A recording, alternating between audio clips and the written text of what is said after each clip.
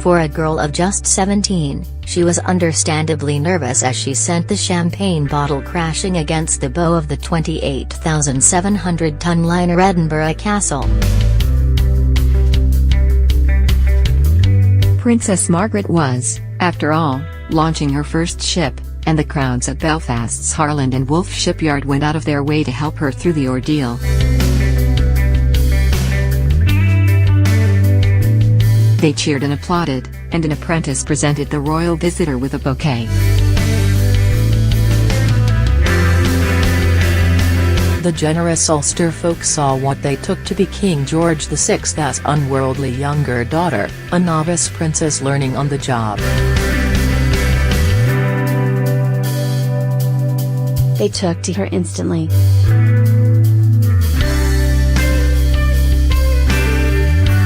Long before Kate and Diana, Princess Margaret was the royal pin-up, a hugely popular and glamorous figure. Reports of her visit to the province described women and children fainting with excitement at seeing her.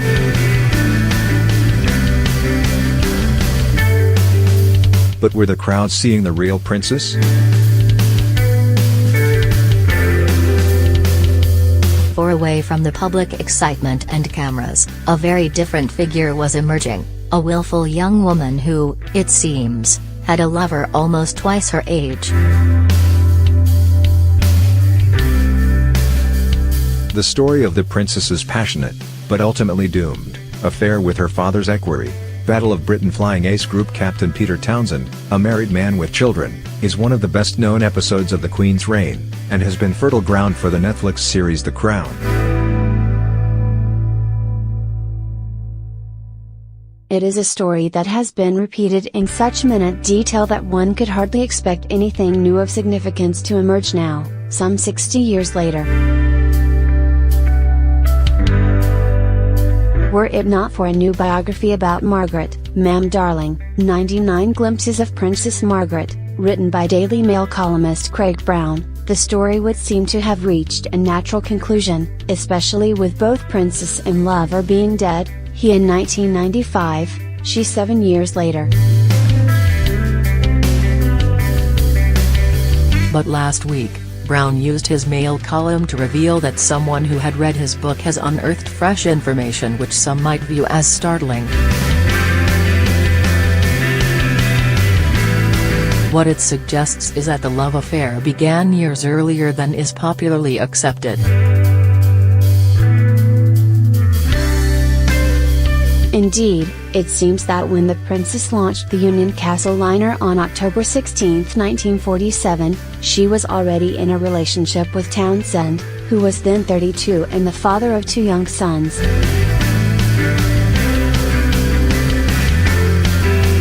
We must stress that there is no proof they were intimate at that stage.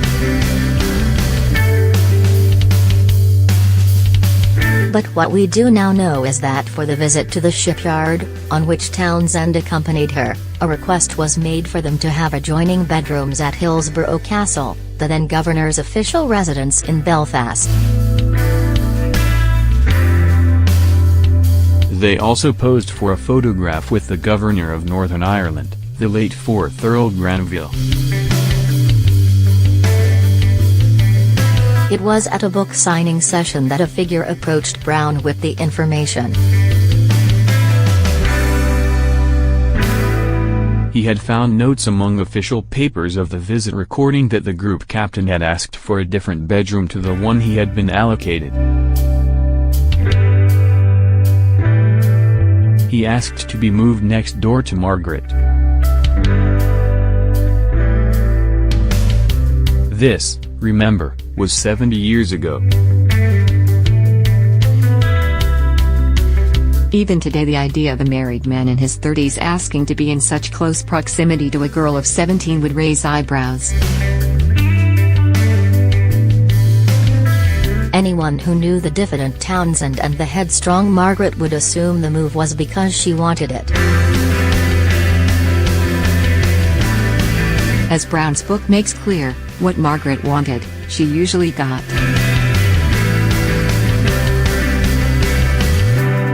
Earlier in 1947, Margaret and her sister, Elizabeth, had accompanied the King and Queen on a 3-month state tour of southern Africa. Townsend's role was to chaperone the younger princess.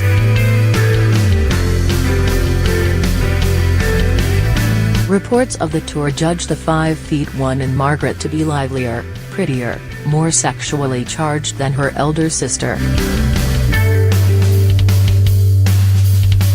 Yet she was then still only 16. You would expect a teenage princess to be bored being toted from country to country with all the pomp and ceremony involved in state visits. But in future years Margaret would speak of remembering every minute of the tour. The two were in each other's company every day, riding out and taking in the sights. As Princess Margaret herself later told a confidant, "We rode together every morning in that wonderful country, in marvelous weather. That's when I really fell in love with him." In fact, as is known, she was only 14 when Townsend arrived as equerry and deputy master of the king's household, and immediately had a crush on him.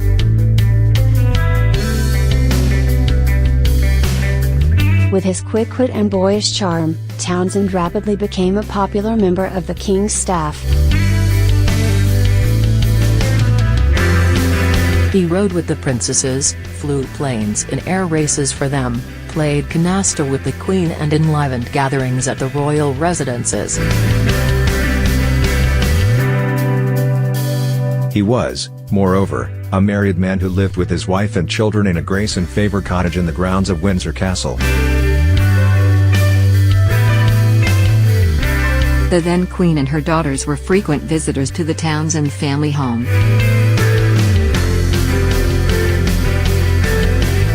It was to be 6 years after that Belfast visit before his affair with the king's daughter became public, thanks to a famous moment during the Queen's coronation on June 2, 1953, when Margaret was seen tenderly removing a bit of fluff from his lapel.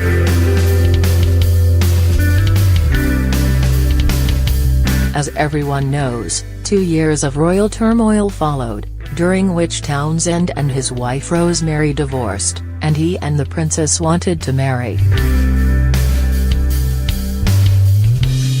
The climax came on October 31, 1955, when Margaret announced that, mindful of the Church's teaching that Christian marriage is indissoluble, and conscious of my duty to the Commonwealth, I have resolved to put these considerations before any others. She would not marry the divorcee.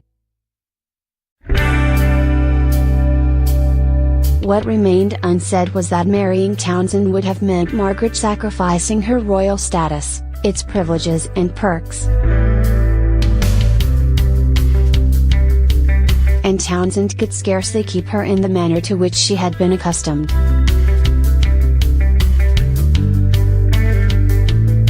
For his part, Townsend later claimed to have not developed romantic feelings for the princess until 1951, by which time she was 21 and he was safely divorced. It was all very convenient, except for one person, Rosemary Townsend.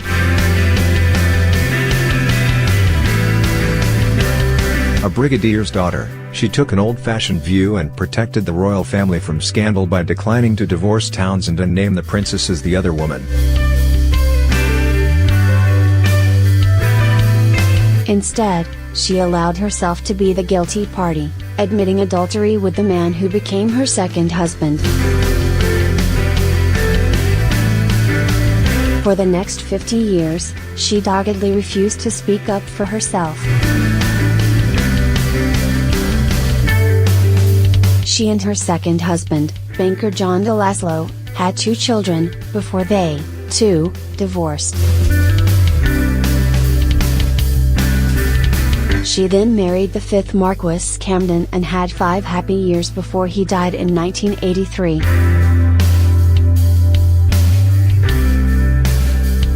Townsend's sons were uncomfortably aware their mother took the blame to protect the royal family's honor.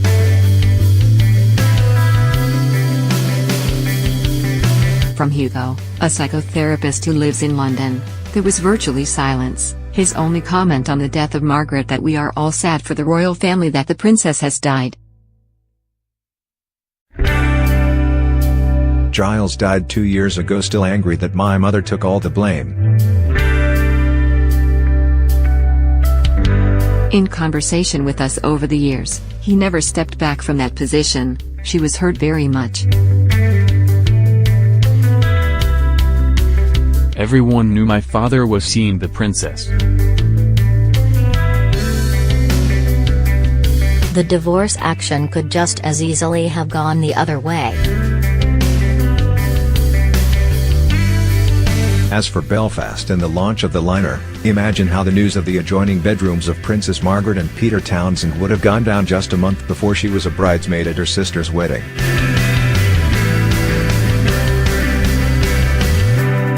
As an old friend of Margaret says, this was playing with fire, a terrible risk for her reputation and that of the royal family.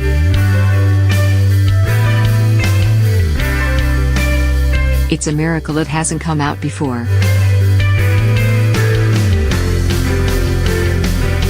I have to say, though, that having met Peter Townsend, I would be surprised if he was sleeping with the princess when she was so young.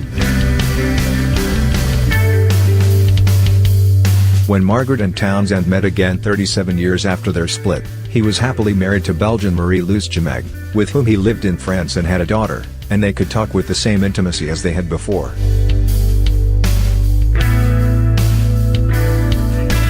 It was 1992 and he was in London to attend a reunion of those who had travelled with the royal family in 1947. To avoid press attention, Margaret declined an invitation to the reunion, but invited Townsend to tea. 3 years later he was dead, but Margaret still had his letters, which she decreed could not be read until 100 years from her birth, in 2030.